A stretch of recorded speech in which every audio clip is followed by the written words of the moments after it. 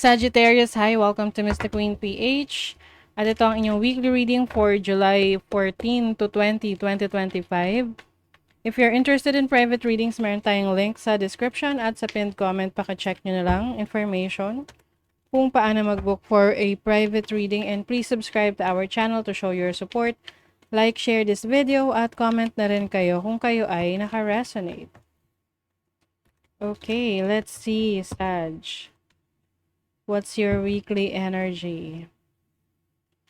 July 14 to 20, Sagittarius.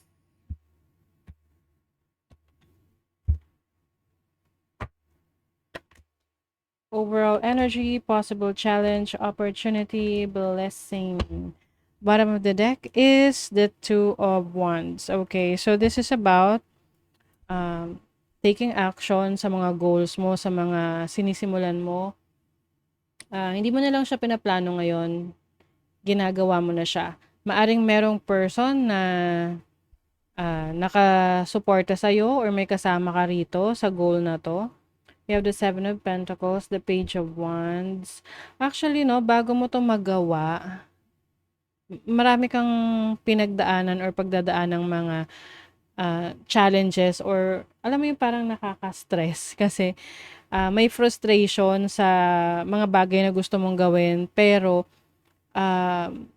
hindi mo siya magawa kasi may kulang. Yung bang parang halimbawa, gusto mo magluto ng kare-kare, pero walang peanut butter or wala kang peanut. So, hindi yun magiging kare-kare, diba? So, you get frustrated kasi almost andun na lahat ng mga ingredients. May kulang lang na isa. So, ngayon, finally, magagawan mo na ng paraan. Magagawa mo na siya. Kasi makukuha mo na yung final ingredient. Oo.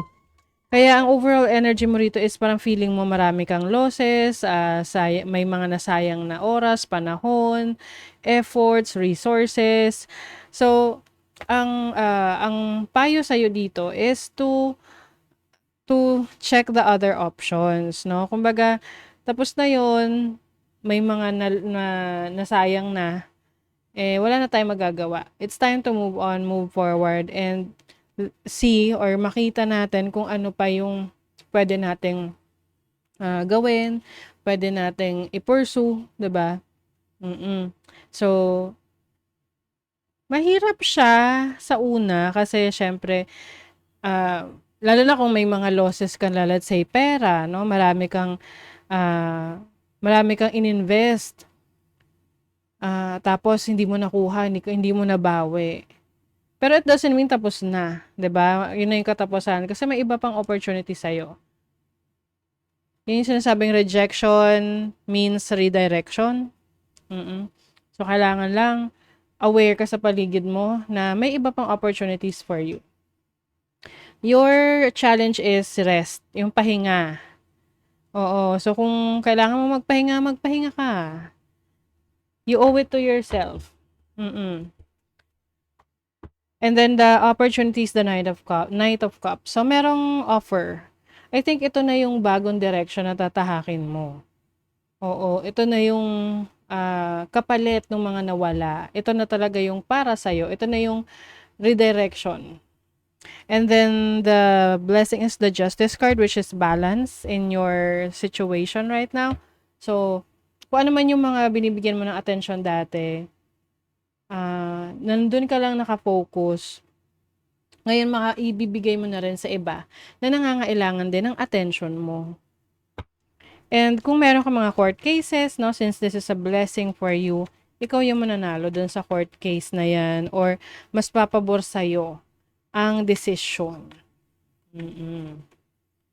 Diba? Ang ganda. Okay, so your money, career, finances, let's see. You have the Three of Wands. Exploration, expansion. Yung iba sa inyo, ang career ay pag-abroad, or yung iba nasa barko, o kaya na more on travel kayo. So, malapit nyo na makuha yung mga goals nyo sa finances nyo, sa career ninyo. Wow, the Four of Wands. I think you're very inspired right now when it comes to your finances, career, your business. Kasi nakikita mo na yung resulta ng pinagpaguran mo eh. 'Di ba? Mas nakaka-excite yung nakikita mo yung resulta.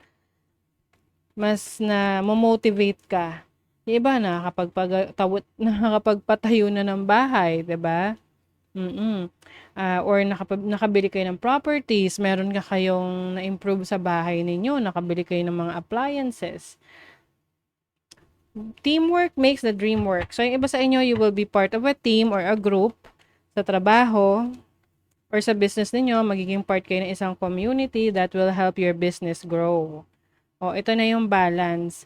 You need to balance your career and personal life. Oo nga naman. 'Di ba? Na yes, meron tayong kailangang, may mga quota tayo, 'di ba? Pero syempre, you have to honor yourself. Take care of yourself din. Lalo na kung puro trabaho ka lang. And then, let's see your love life. The Emperor. Yung iba sa inyo, you're dealing with an Aries. Ooh, Nine of Cups.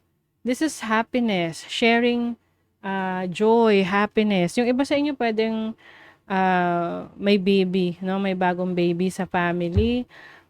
Or pag sinabing baby, hindi lang naman yung literal na baby. Pwedeng bibili kayo ng sasakyan or bahay na parang masasabi nyo, uy, baby namin to. This is our new baby. Oo. And yung inyong, if you're in a relationship right now, makakatulong na yung isa, yung parang partners talaga kayo na pareho kayo merong role sa relationship na hindi kayo nagsasapawan, hindi kayo nagpapagalingan.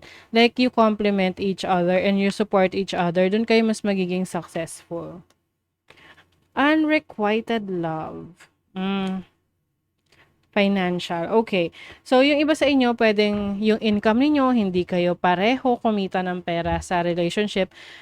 But it doesn't mean na yung isa less, 'di ba? Or mas mababa kasi may kanya-kanya kayong role, okay?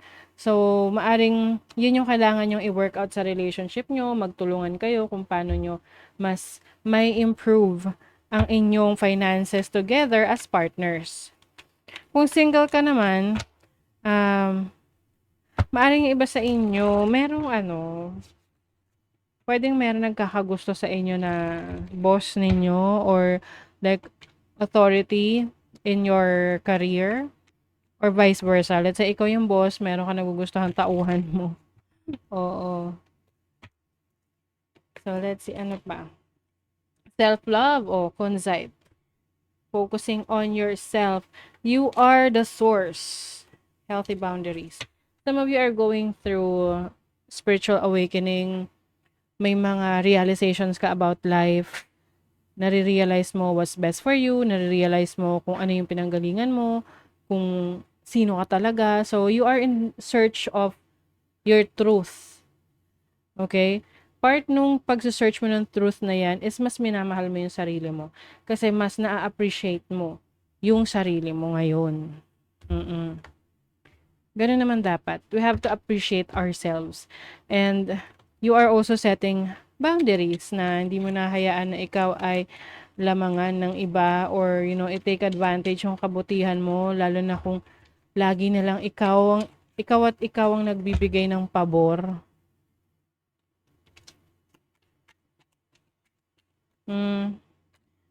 Alam nyo, yung iba sa inyo, maaring merong person na yung parang i-degrade ka dahil sa past mo. Oo, pag mga ganyan na tao, iwasan mo yan. Kasi napagkatiwalaan mo nga sila tungkol sa buhay mo in the past para ma-share mo. Tapos they're going to take that against you. And then, merong exciting things to happen ngayong week na to.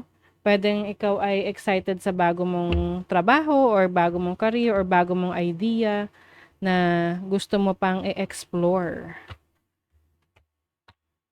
Merong unexpected na, can be unexpected income, unexpected na na bisita. Ayoko yung unexpected na bisita. Gusto nyo ba yon? Okay. Emerging. Take a leap of faith. So, this is part of the transformation na gagawin mo para sa sarili mo. Yung susubukan ng mga bago. Kasi, gusto mong may ano, may ma-improve sa sarili mo. Kumbaga umaalis ka sa iyong comfort zone. And the only thing na makakaalis ka diyan sa comfort zone mo is yung maglakas loob ka na sumubok ng iba. Okay? So that is your reading, Sagittarius. Thank you so much. See you again.